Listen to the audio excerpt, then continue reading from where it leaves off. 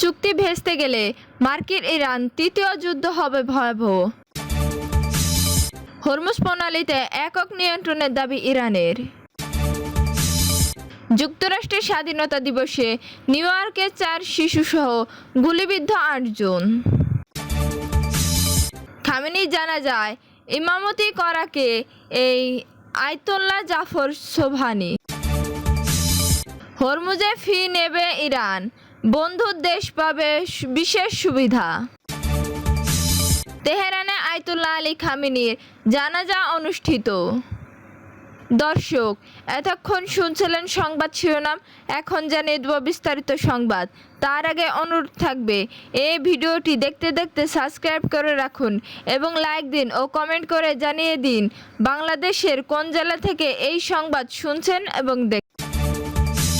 চুক্তি ভেস্তে গেলে মার্কিন ইরান তৃতীয় যুদ্ধ হবে ভয়াবহ। যুক্তরাষ্ট্র ও ইরানের মধ্যে স্বাক্ষরিত সমঝোতার স্বাক্ষর যদি ভেস্তে যায়, তবে তা দুই দেশের মধ্যে তৃতীয় দফা বড় ধরনের সংঘাতের সূত্রপাত করতে পারে বলে সতর্ক করেছেন তেহরান ভিত্তিক এক বিশ্লেষক। 2015 সালে 12 দিনের যুদ্ধ এবং চলতি বছরে 40 দিনের যুদ্ধের পর নতুন কোনো সংঘাত পুরো অঞ্চলের জন্য চরম বিপর্যয় ডেকে আনবে বলে মনে করেছেন অধ্যাপক মোস্তফা খোরশম। এ বিষয়ে বলেন, যুক্তরাষ্ট্র যদি এই সমঝোতার স্বাক্ষরকে শর্তাবলী মেনে না চলে, তবে আমাদের তৃতীয় একটি যুদ্ধ প্রত্যক্ষ করতে হবে। এই সম্ভাব্য যুদ্ধটি আগের দুটি সংঘাতের চেয়েও অনেক বেশি বিধ্বংসী ও ভয়াবহ হবে। চলতি বছরের যুদ্ধটি গত বছরের তুলনায় অনেক বেশি জোরালো ছিল উল্লেখ করে এই বিশ্লেষক সতর্ক করেন যে পরবর্তী সংঘাত কেবল ইরান বা যুক্তরাষ্ট্রের জন্যই নয়, বরং সমগ্র অঞ্চলের জন্য মারাত্মক বিপর্যয় নিয়ে আসবে। অধ্যাপক খোরশম আরও জানান, তেহরান এই সংঘাতের অবসান ঘটাতে সম্পূর্ণ প্রতিশ্রুতিবদ্ধ। ইরান কূটনৈতিক পন্থা সফল করার জন্য সর্বোচ্চ চেষ্টা চালিয়ে যাচ্ছে, কারণ তারা জানে তৃতীয় দফা যুদ্ধ কেবল এই অঞ্চলের জন্যই নয়, বরং এই বাইরেও সবার জন্য একটি বড় বিপর্যয় ডেকে আনবে। হরমুজ প্রণালীতে একক নিয়ন্ত্রণের দাবি ইরানের। কৌশলগতভাবে অত্যন্ত গুরুত্বপূর্ণ জলপথ হরমুজ প্রণালীতে ইরান তার একক নিয়ন্ত্রণ প্রতিষ্ঠা করে একে একটি নতুন স্বাভাবিকতা নিউ নর্মাল হিসেবে দাঁড় করানোর চেষ্টা করেছে। তবে বিশ্বের অন্যান্য দেশে ইরানের এই একচেটিয়া কৃতিত্ব কোনোভাবেই মেনে নেবে না বলে মনে করেছেন সামরিক ও সামুদ্রিক বিশ্লেষক। আল জাজিরাকে দেওয়া এক সাক্ষাৎকারে হুদিস্তানু বলেন, ইরান নিজেকে হরমুজ প্রণালীর প্রধান নিয়ন্ত্রক হিসেবে জাহির করার চেষ্টা করেছে, তবে আন্তর্জাতিক মহল এবং এই অঞ্চলের অন্যান্য রাষ্ট্রগুলোর বর্তমান যুদ্ধ ও সংঘাতের পরিস্থিতি দ্রুত কাটিয়ে উঠে বাণিজ্যের স্বাভাবিক গতি ফিরিয়ে আনতে আগ্রহী। মূলত সংঘাতের কারণে আন্তর্জাতিক বাজারে তেলের দাম বৃদ্ধি পেয়েছে এবং একটি শূন্যতার সৃষ্টি হয়েছে। এই পরিস্থিতিতে সংশ্লিষ্ট পক্ষগুলোর চলমান সমঝোতার স্বাক্ষরগুলোর সফল বাস্তবায়ন এবং একটি স্থায়ী চুক্তির দিকে তাকিয়ে রয়েছে, যা দীর্ঘমেয়াদের এই অঞ্চলে বাণিজ্য স্থিতিশীলতা ফিরিয়ে আনতে পারে। যুক্তরাষ্ট্র স্বাধীনতা দিবসে নিউ ইয়র্কে 4 শিশুসহ গুলিবিদ্ধ 8 জন। যুক্তরাষ্ট্রের 250তম স্বাধীনতা দিবসে ছুটির রাতে নিউ ইয়র্ক সিটি কনি আইল্যান্ড এলাকায় গোলাগুলির ঘটনায় 4 শিশুসহ অন্তত 8 জন আহত হয়েছেন। রবিবার 5 July new York city police ডিপার্টমেন্টের বরাত দিয়ে এবিসি নিউজ এই সংবাদ প্রকাশ করেছে।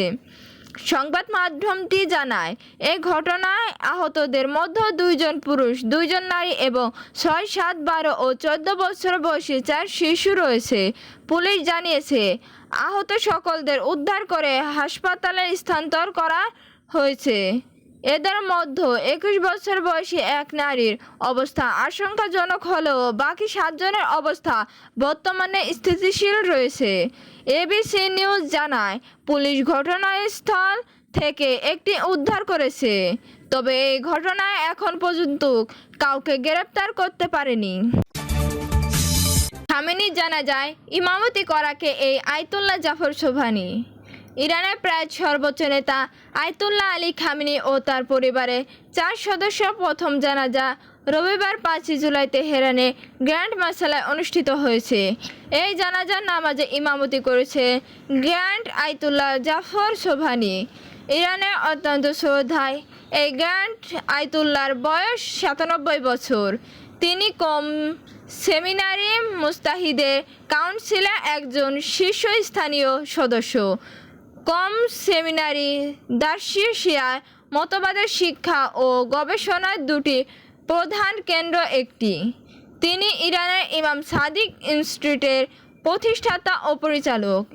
এর আগে তিনি কমে সোসাইটি অফ সেমিনারি টিচার্সের সদস্য হিসেবে দায়িত্ব পালন করেছেন।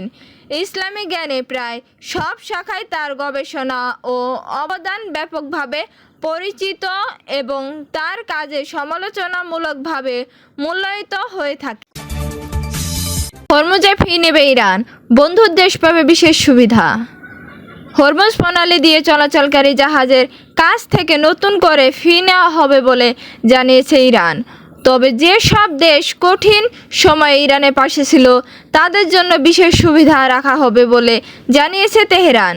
শনিবার 4 জুলাই চীনে বেইজিং অনুষ্ঠিত ওয়ার্ল্ড পিস ফোরামে এই কথা বলেন দেশটিতে নিযুক্ত ইরানের রাষ্ট্রদূত আব্দুল রেজা রহমানি ফজলি। তিনি বলেন, হরমুজ প্রণালী ইরানের আঞ্চলিক জলসীমা অংশ, তাই সেখানে চলাচলকারী জাহাজের কাছ থেকে নিরাপত্তা ও বিভিন্ন সেবার জন্য ফি নেওয়া হবে। তবে এটিকে কোনো ট্রল হিসেবে দেখা উচিত নয়। ফজলির ভাষায়, ওমানের সঙ্গে সমন্বয় করে হরমুজ প্রণালীর জন্য নতুন ব্যবস্থাপনা গড়ে তোলা হচ্ছে। এর আওতায় নৌপথের নিরাপত্তা নিশ্চিত করা, জাহাজ চলাচল তদারকি করা এবং বিপুল সংখ্যক জাহাজ চলাচলের ফলে সৃষ্ট পরিবেশগত প্রভাব মোকাবিলার ব্যবস্থা নেওয়া হবে। তিনি আরও বলেন, যে সব দেশে আমাদের কঠিন সময়ে বন্ধুত্বপূর্ণ আচরণ করেছে এবং আমাদের পাশে দাঁড়িয়েছে তাদের জন্য অবশ্যই বিশেষ সুবিধা বিবেচনা করা হবে। বিশ্বের মোট অপরিশোধিত তেল ও তরলীয়কৃত গ্যাস পরিবহনের প্রায় 1/5 হরমুজ প্রণালী দিয়ে যায়। মধ্যপ্রাচ্য যুদ্ধের সময় ইরান কার্যত এই নৌপথে চলাচল বন্ধ করে দিলে আন্তর্জাতিক জ্বালানির বাজারে তেলের দাম দ্রুত বেড়ে যায়। তেহরানে আয়াতুল্লাহ আলী খামেনি জানাজা অনুষ্ঠিত। ইরানের প্রায় সর্বোচ্চ নেতা আয়াতুল্লাহ আলী খামেনির জানাজার নামাজ অনুষ্ঠিত হয়েছে। একই সঙ্গে তার পরিবারের আরও 4 সদস্যের জানাজার নামাজও আদায় করা হয়। তেহরানে ইমাম খামেনির গ্র্যান্ড মাসালায় সকাল 8টায়, বাংলাদেশের সময় 10:30টায় আয়াতুল্লাহ আলী খামেনির ও তার পরিবারের সদস্যদের জানাজা অনুষ্ঠিত হয়। শিয়া ধর্মীয় নেতা জাফর সোবহানি জানাজার নামাজের ইমামতি করেন। ইরানের আধা সরকারি সংবাদ সংস্থা তাসনিমের খবরে বলা হয়, জানাজার নামাজ শুরু কয়েক ঘন্টা আগে মুসল্লায় প্রধান প্রাণাঙ্গ মানুষের ভিড়ে পূর্ণ হয়ে যায়। জানাজার নামাজ 3 ধাপে অনুষ্ঠিত হয়। প্রথম ধাপে আয়াতুল্লাহ খামেনির জন্য জানাজার নামাজ আদায় করা হয়। দ্বিতীয় ধাপে তার পরিবারের জন্য জানাজার নামাজ অনুষ্ঠিত হয়। তৃতীয় ধাপে তার নাতনির জানাজার নামাজ আদায় করা হয়। আয়াতুল্লাহ আলী খামেনি নিহত হওয়ার 4 মাসেরও বেশি সময় পর দেশটিতে তার জন্য 9 দিনের রাষ্ট্রীয় শোক পালন ও শেষ বিদায় শোভাযাত্রা ঘোষণা করা হয়। শুক্রবার থেকে তেহরানের গ্র্যান্ড মাসালায় সাবেক এই আয়াতুল্লাহর মরদেহ সর্বসাধারণে শ্রদ্ধা নিবেদনের জন্য রাখা হয়।